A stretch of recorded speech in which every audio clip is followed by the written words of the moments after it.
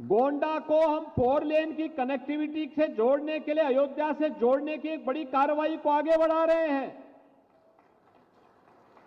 और 84 कोसी परिक्रमा का मार्ग पर 8,000 करोड़ रुपए खर्च हो रहे हैं। 8,000 करोड़ रुपए, 60,000 करोड़ में आपका गोंडा जनपद भी आता है।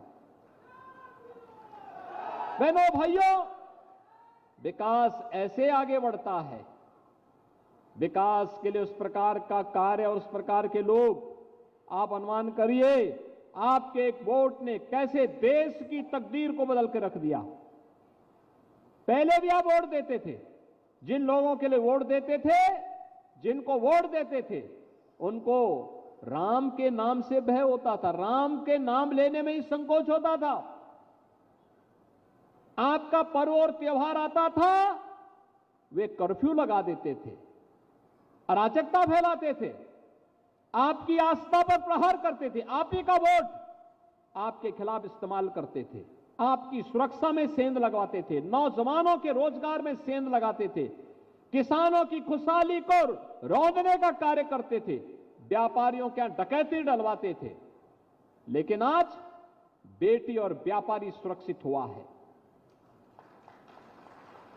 आज डबल इंजन की सरकार है तो आपकी आस्था को भी सम्मान है।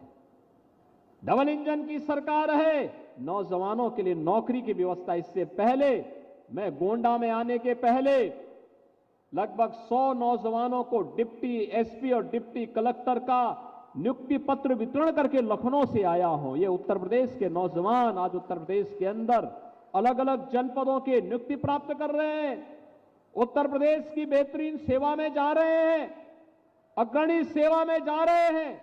इसलिए जा रहे हैं क्योंकि सरकार संवेदनशील तरीके से उनके विकास के लिए कार्य कर रही है। और आज जब हम यहां पर आए हैं, आजादी के अमृत महोत्सव में प्रधानमंत्री मोदी जी ने हर भारतवासी को जोड़ा था, हर घर तिरंगा के माध्यम से।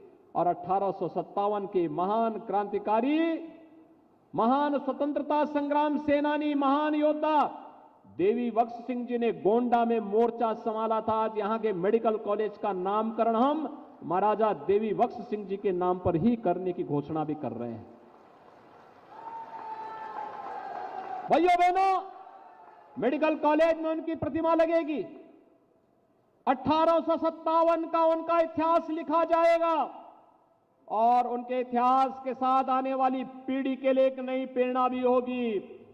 आजादी के बंदों को, भारत माता की सही सेवा करने वालों को ये भारत इसी प्रकार से सम्मान देगा। किसी के नाम पे मेडिकल कॉलेज होगा, किसी के नाम पर इंजीनियरिंग कॉलेज होगा, किसी के नाम पर पॉलिटेक्निक होगा, किसी के नाम पर कॉलेजेस के नाम होंगे, किन्हीं के नाम पर हाईवे और एक्सप्रेस वे के नाम होंगे और उन्हें सम्मानित करके आने वाली पीढ़ी बार बार बार बार प्रेरणा प्राप्त करती रहेगी। और आज मुझे गोंडा में आकर के इन सब चीजों से बहुत प्रसन्नता हुई। बहनों और भाइयों, 2017 के पहले गोंडा की स्थिति क्या थी?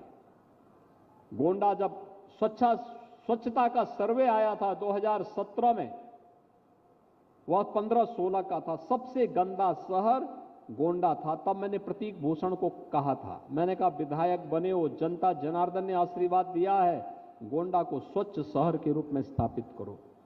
और इन्होंने उस समय प्रयास प्रारंभ किया। आज गोंडा साफ दिखाई देता है और मैं कहूंगा हमें अपने जीवन का हिस्सा बनना चाहिए। मैं यहाँ के जनप्रतिनिधियों का अभिनंदन करूंगा, जब भी आते हैं गोंडा के विकास के बारे में बात करने के लिए आते हैं। मैं बल्कि कभी कभी झिड़कता हूं, यार कि तुम हमेशा विकास के बारे में बात करते हो। कहते साहब जनता ने इसी के लिए चुना, इसीलिए आए हैं। और मुझ पे तो ये लोग ऐसे मानते हैं जैसे घर का व्यक्ति हो तो झगड़ा भी करते हैं, कहते नहीं हमें तो चाहिए ये कार्य, जितना विकास। और मैं फिर आज आपको कहने के लिए पूछना चाहता हूं गोंडा वासियों को, अगर ये डबल इंजन की सरकार नहीं होती तो क्या अयोध्या में रामलला का भव्य मंदिर का निर्माण हो पाया होता? क्या हो पाता? क्या ये सपा और कांग्रेस के लोग कर पाते? क्या उम्मीद करते थे? आपकी आस्था को कौन सम्मान दे रहा है? डबल इंजन की भारतीय जनता पार्टी की सरकार मोदी जी के नेतृत्व में जो चल रही है, एक गरीब को राशन देने का काम कौन कर रहा है? मोदी जी के नेतृत्व की डबल इंजन की सरकार एक गरीब को स्वास्थ्य बीमा का 5 लाख रुपए का कवर कौन दे रहा है? मोदी जी के नेतृत्व की डबल इंजन की सरकार एक गरीब को सिर ढकने के लिए छत कौन दे रहा है? मोदी जी के नेतृत्व की भारतीय जनता पार्टी की सरकार एक नौजवान को रोजगार से कौन जोड़ रहा है? डबल इंजन की भारतीय जनता पार्टी सरकार एक बेटी को और एक व्यापारी को सुरक्षा कौन प्रदान कर रहा है? ये डबल इंजन की भारतीय जनता पार्टी की सरकार। और इसीलिए तो पूरे देश के अंदर एक आवाज है, और वो आवाज है फिर एक बार गोंडा की आवाज में थोड़ा बोलिए, फिर एक बार